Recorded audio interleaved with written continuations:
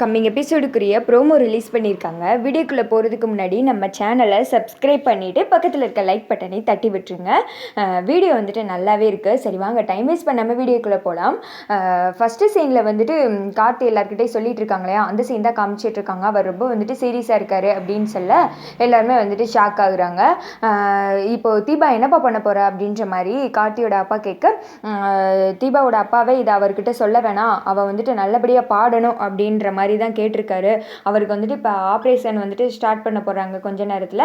நான் வந்துட்டு தீபாவை போய் பாடுறதுக்கு விட போகிறேன் அப்படின்னு சொல்ல, அவர் மனசில் எவ்வளோ கவலையை வச்சுருந்தா இப்படிலாம் சொல்லியிருப்பாரு அப்படின்ற மாதிரி வீட்டில் இருக்கவங்கலாம் ஃபீல் பண்ணுறாங்க. சரி நம்ம யாருமே தீபா கிட்ட இந்த விஷயம் தெரிஞ்சுக்க மாதிரி காமிச்சிக்க வேணாம், தீபா போய் அங்கே பாடிட்டு வரட்டும், அதுக்கடுத்து தீபாவுக்கு நம்ம இதை பற்றி சொல்லி புரிய வச்சுக்கலாம். இப்போ மட்டும் சொல்லிட்டோன்னா கண்டிப்பாக உடஞ்சி போயிடுவாங்க, பாட்டு பாடவே போக மாட்டாங்க, அவரோட அப்பா ஆசையை வந்துட்டு நிறைவேற்றணும் அப்படின்னு சொல்ல வீட்டில் இருக்கவங்களும் ஆமாப்பா நீ சொல்கிறது சரிதான் அப்படின்ற மாதிரி சொல்லிடுறாங்க. அடுத்து வந்துட்டு சரி நான் போய் தீபாவை போய் ட்ராப் பண்ணணும் அப்படின்னு சொல்ல ஐஸ்வர்யா ஒருத்திக்க பிளான் போடுறாங்க. இது வந்துட்டு நமக்கு கிடைச்ச சான்ஸ் மாதிரி தெரியுது, இது எப்படியாவது தீபா கிட்ட சொல்லிடலாமா அப்படின்ற மாதிரி ஐஸ்வர்யாவும் அவங்க அம்மா 2 குலநரிகளும் கண்ணை மாற்றி மாற்றி உருட்டிக்கிடுதுங்க. அடுத்து வந்துட்டு கார்த்தி ரூமுக்கு போனதுமே தீபா வந்துட்டு இருக்காங்க. சார் வந்துட்டிங்களா, உங்களுக்காண்டி தான் வெயிட் பண்ணிட்டு இருந்தேன், என்னாச்சு சார் இப்போ எல்லாம் ஓகே தானே, அவசரமாக போனீங்களே, நான் என்னமோ ஏதோ நினச்சி பயந்துட்டே இருந்தேன் அப்படின்ற மாதிரி சொல்ல, அதெல்லாம் ஒன்றும் இல்லைங்க, எல்லாமே வந்துட்டு முடிஞ்சிடுச்சு, உங்களை ட்ராப் பண்ணுறதுக்காண்டி தான் வந்தேன், ஆல்ரெடி டேரக்டர் வந்துட்டு கால் பண்ணியிருந்தாரு, எல்லாமே ரெடி பண்ணிட்டாங்களா, நம்மளை 1 ஹவருக்கு முன்னாடியே வர சொன்னாங்க, அப்போ தான் நீங்களும் வந்துட்டு பாடி ப்ராக்டிஸ் பண்ணிக்க முடியும்ல அப்படின்னு சொல்ல, சரிங்க சார் வாங்க போகலாம் அப்படின்னு சொல்லிட்டு கீழே வர்றாங்க. ஹாலில் வந்துட்டு எல்லாருமே தெரிஞ்சு அமைதியாக இருக்காங்கல்ல சோகமாக. கார்த்தி வந்துட்டு அத்தை மாமா நான் பாட்டு படிக்க போயிட்டு வரேன் அப்படின்ற மாதிரி சொல்லி அவங்கக்கிட்ட வந்துட்டு ஆசீர்வாதம் வாங்கிக்கிறாங்க. எல்லாருக்குமே கஷ்டமாக தான் இருக்குது. மீனாட்சி வேறு சோகமாக முகத்தை தொங்க போட்டு வச்சுருக்கா. அக்கா நான் போயிட்டு வரேன் அப்படின்னு சொல்லிடுறாங்க. சரி தீபா நீ நல்லபடியாக பாடு, கண்டிப்பாக உன் பாட்டு வந்துட்டு ஹிட் ஆகும் அப்படின்ற மாதிரி மீனாட்சி வந்துட்டு சொல்லி வெளியே அனுப்பி வைக்கிறாங்க. அடுத்து வந்துட்டு கார்த்தி கூட்டு போயிடுறாங்க. அங்கே வந்துட்டு ரெக்கார்டிங் தேட்டர் போனதுமே சரி நீங்கள் இருங்க, நான் வந்துட்டு இன்னொரு வேலை இருக்குது, நான் போயிட்டு வந்துடுறேன் அப்படின்னு சொல்லிட்டு கார்த்தி வந்துட்டு கிளம்புறாங்க.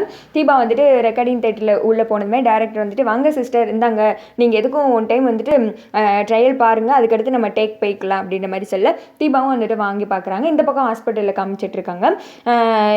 இது ஆப்ரேஷனுக்கு ரெடி அப்படின்னு சொல்லிடுற தீபாவோட அப்பாவுக்கு ஆப்ரேஷன் தேட்டருக்கு வந்துட்டு கூட்டு போயிடுறாங்க. வெளியில் ஜானகி மைதிலி எல்லாம் ரொம்ப ஃபீல் பண்ணி அழுதுட்டு இருக்காங்க. அப்போ போல் தீபா வந்துட்டு கால் பண்ணுறாங்க. மைதிலி தான் ஃபோன் அட்டன் பண்ணுறாங்க. சொல்லு தீபா அப்படின்னு கேட்க, நான் பாடுறதுக்கு முன்னாடி அப்பா கிட்ட பேசணும், அப்பா கிட்ட கொடுக்க முடியுமா அப்படின்னு சொல்ல மைதிலிக்கு ரொம்ப வந்துட்டு கஷ்டமாயிடுது. ஜானகி கிட்ட தான் கொடுக்குறாங்க. ஃபோனை வாங்கினதுமே அப்பா உனக்காண்டி வேண்டுறதுக்கு முருகன் கோயில் போயிருக்காருடா, அப்பா வந்தது நான் உனக்கு ஃபோன் போட்டு கொடுக்குறேன் அப்படின்ற மாதிரி சொல்ல தீபாவும் சரிம்மா நான் வந்துட்டு பாட போகிறேன் அப்படின்ற மாதிரி சொல்லிடுறாங்க. ஜானகிக்கு இங்கே ஒரே அழுக, பேசக்கூட முடியல.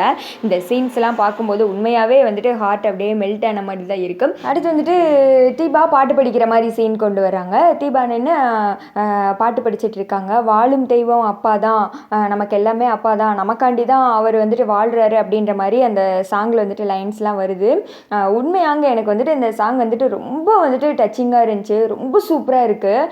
இந்த சாங்கோட ஃபுல் எபிசோடுக்கு நான் பயங்கரமாக வெயிட் பண்ணுறேன். தீபா ஒரு சைடு பாட்டு படிக்க, அந்த பக்கம் தீபாவோட அப்பாவுக்கு வந்துட்டு ஆப்ரேஷன் பண்ணிட்டு இருக்கிற மாதிரி சீன்ஸ் கொண்டு போகிறாங்க. இங்கிட்டு வந்துட்டு கார்த்தி ஜானகி மைதிலி எல்லாருமே வெளியில் வந்துட்டு என்ன ஆக போகுது, பொழைப்பாரா பொழைக்க மாட்டாரா அப்படின்ற மாதிரி பயங்கரமாக வெயிட் பண்ணிட்டு இருக்காங்க. பட் அந்த சினிமா கதைப்படி அதில் வந்துட்டு அந்த பொண்ணோட அப்பா இறந்துருவாங்க, அப்பாக்காண்டி பாட்டு படிக்கிறாங்க தீபா. பட் இதில் வந்துட்டு எப்படி ஸ்டோரி கொண்டு போகிறாங்கன்னு தெரியல. இதோட தான் இந்த எபிசோடை வந்துட்டு முடிச்சிருக்காங்க. பட் பாட்டு வந்துட்டு செம்ம சூப்பராக இருந்துச்சுங்க. நீங்கள் இதை பற்றி என்ன நினைக்கிறீங்க அப்படின்னு சொல்லிட்டு மறக்காமல் கமெண்ட் பண்ணுங்கள்.